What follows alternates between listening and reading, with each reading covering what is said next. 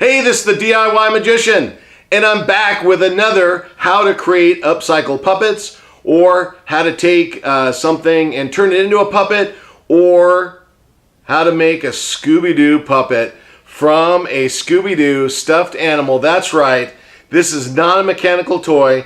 This is one of the ones that I'm going to be doing that is a stuffed animal conversion. And it's going to be lots of fun, but Scooby-Doo. Anyways, we'll try that later. But this one was great. This one I got for $2 right there. $2 at the Saving Way thrift store here in town. And I'm very happy to do that. Now, we have to make sure that we approach this delicately, because this is not a standard mechanical toy.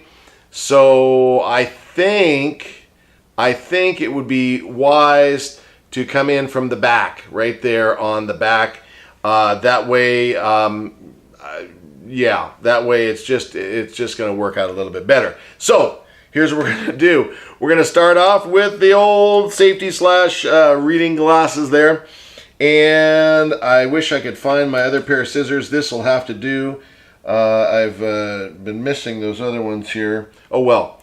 So what I'm going to do, actually, you know what? I'm going to take the seam ripper, and I'm going to just go ahead, and it looks like that's where they've done it anyway. If there's a weird stitching pattern right there, I think that is where they did the final sewing.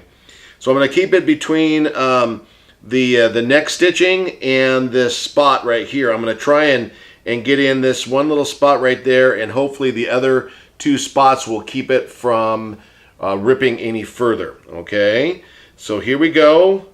We are going to make a Scooby-Doo puppet. I've made the first incision.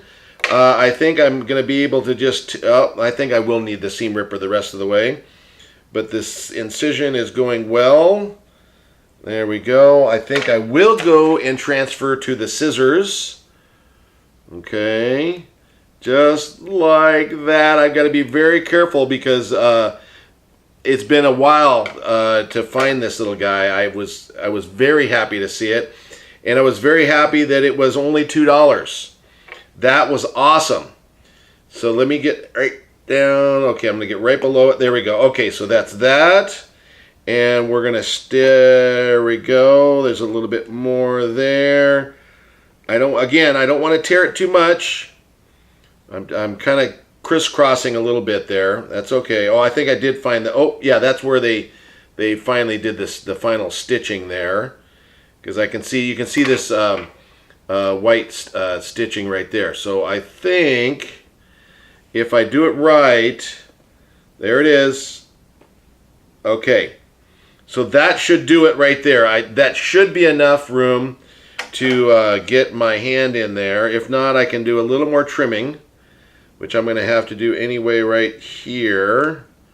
Okay, put it right over there. Okay, so now it's just a matter of removing some foam, because he's packed to the gills. Now, you don't want to take too much out. I want to leave just enough to get my hand in there and be able to move the mouth. That was another thing I was very excited to see, was that it's a separated mouth. I don't have to actually make a mouth. If I go crazy and try and make this a puppet that I perform with often, then I might be able to get in there and reinforce the mouth. But I think right now I'm going to do that. Now I'm able to get my hand in there, so that's good. So I'm going to pull some foam out of his head. Again, I know I say this every time, but I'm amazed at the amount of foam that comes out of these stuffed animals. It's incredible. Okay, wow. It's like, okay.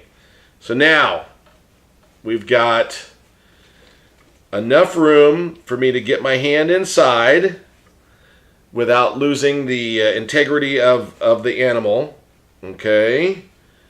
I need to remove some of the foam from the mouth area there. Move there and there. Let's see if I can pass it down. I'll just have to remove my hand again. Okay, so we've taken most of it out of the head and most of it out of the bottom, and then there's still some here because I want this to be a little full. I don't mind if the head moves a little bit because then it'll give it some character. But here we go. Let's get our hands in there. I'm going to squish some of that foam up to the head area. Okay. Almost done. You know what? I don't know how I'm going to do this. There's not a lot of room to move. Let's see here. Hold on a minute. I'm going to keep pushing that foam up out of the way. Right into the eye area there. Okay. Okay. All right. I think I did it. I think I did it. I've got all this foam right here. In fact, I'm going to take this foam and set it right over here. We have a Christmas village in start. Okay. And here he is. I probably could... well, that's probably fine there. Okay, here we go. There's Scooby-Doo. Ruby, Ruby, Woo! Look at that. Again, I'm not very good at the voices, but I think we've got the start of a good puppet here. I think if I do the mouth like this, I could go, hi, Shaggy, Scrappy, Velma, Fred, and Wilma. I can't talk like him, but that's okay.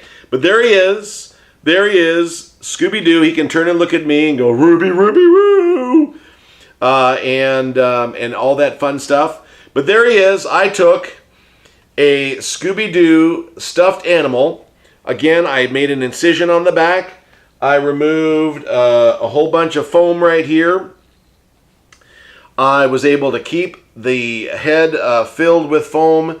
The top of the mouth area and the bottom of the mouth I can just move like this. And hopefully that is enough to do a fun puppet show featuring Scooby-Doo. So again, thank you very much for coming along. For those of you who have been with us before, for those of you who are new to the channel, yeah, thank you very much, and please subscribe for updates. And again, this is the DIY Magician. Until next time, Ruby, Ruby, Woo! Okay. Thanks, Scooby. Thank you. Okay, we'll see you next time. Bye-bye.